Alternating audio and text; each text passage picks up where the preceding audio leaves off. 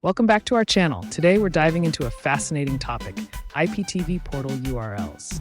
IPTV stands for Internet Protocol Television, transforming the way we consume broadcast content. But what exactly is a portal URL? Let's simplify this concept for everyone. A portal URL is essentially a web address that connects your IPTV device to a server.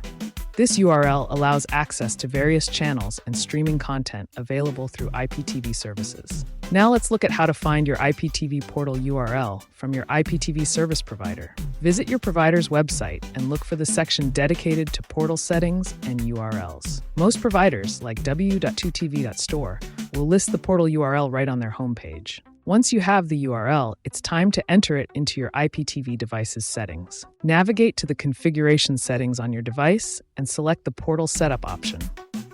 Input the portal URL you found, being careful to avoid typos and errors in entry. Once entered, save the settings and restart your device to apply the changes. After restarting, access the portal and see the vast array of channels available for streaming. Now you can sit back and enjoy watching your favorite shows, movies, and channels.